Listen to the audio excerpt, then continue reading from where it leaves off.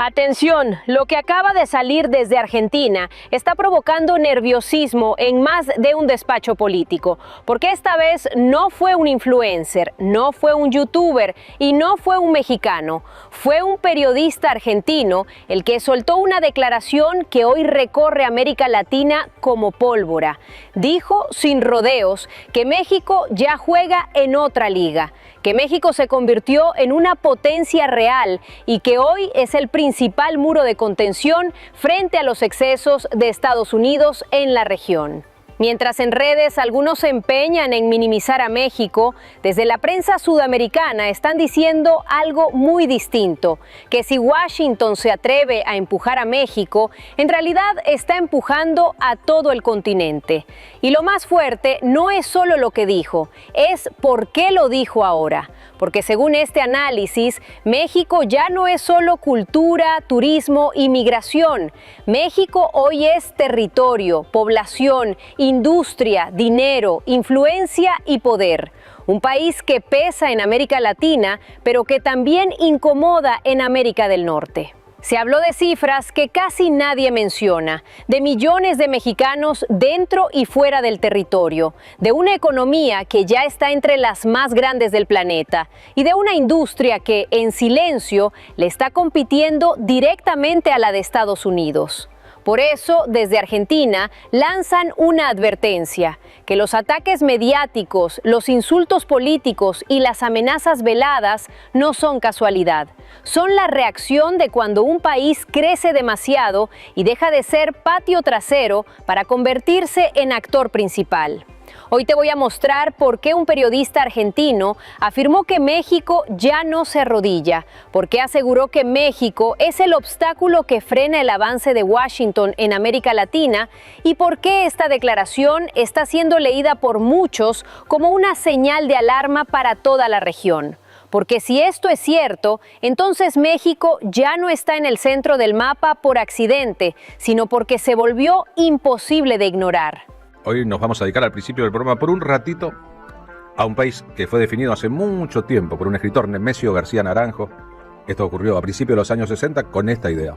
Pobre México, tan lejos de Dios y tan cerca de Estados Unidos. Suele atribuirse la frase al presidente Porfirio Díaz.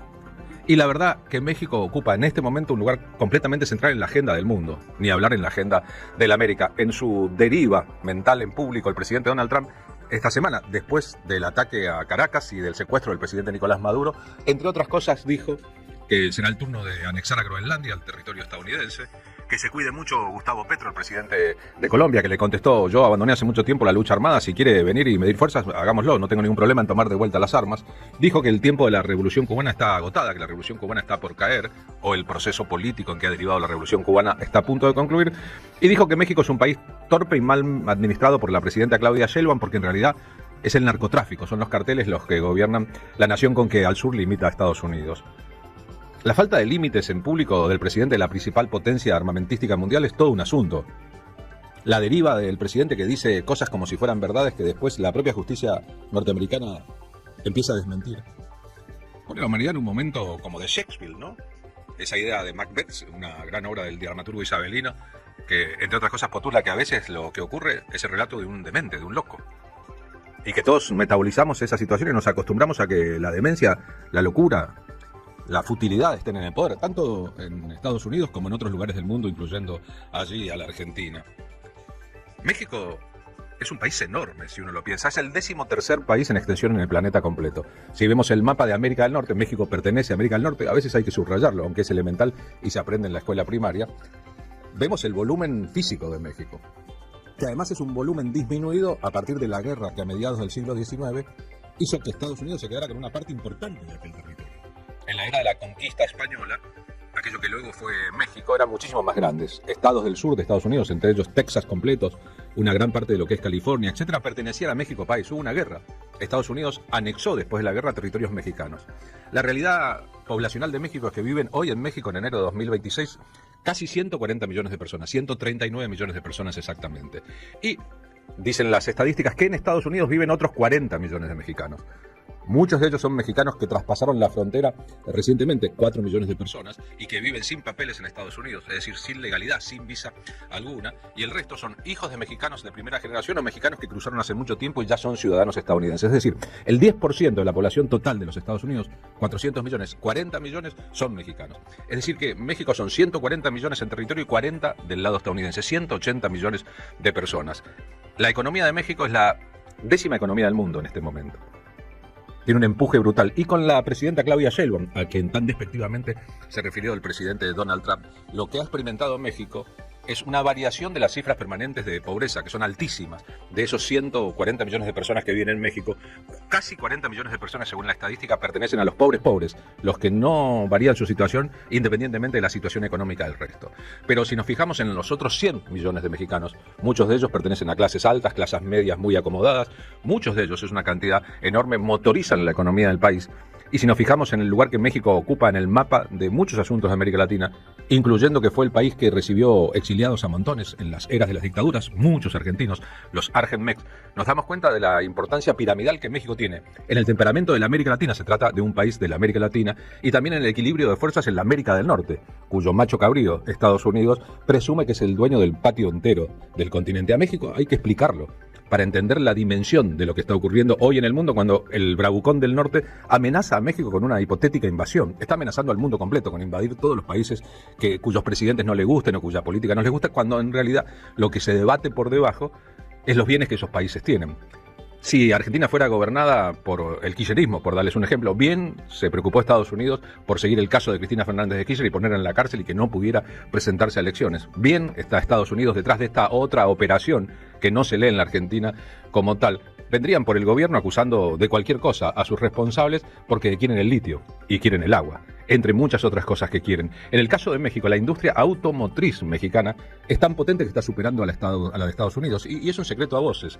Lo que dijo este periodista argentino no fue un halago vacío, fue un golpe directo a la narrativa que durante años intentó pintar a México como un país débil, dependiente o sometido. Habló de algo que casi no se dice en los grandes noticieros, que México hoy es uno de los países con mayor peso poblacional del continente, que su economía ya está entre las más grandes del mundo y que su industria, especialmente la automotriz, ya le compite cara a cara a Estados Unidos.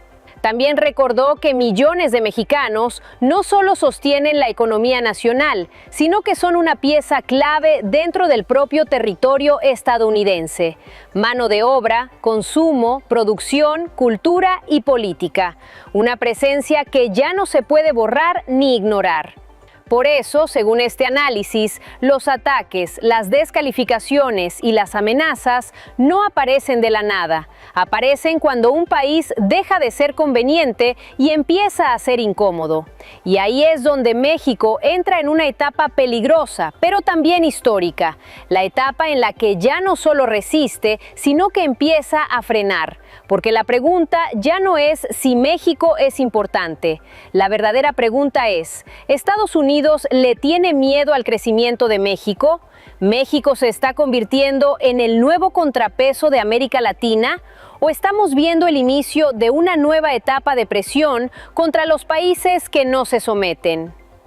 Déjame tu opinión en los comentarios. Quiero saber desde qué parte de México nos estás viendo y qué piensas de todo esto. Si este video te hizo pensar, dale like, compártelo y suscríbete ahora mismo a México Sin Filtro, porque aquí no se adorna la realidad, aquí se habla claro, aquí se habla directo y aquí se habla sin miedo. Esto es México Sin Filtro y aquí las cosas se dicen como son.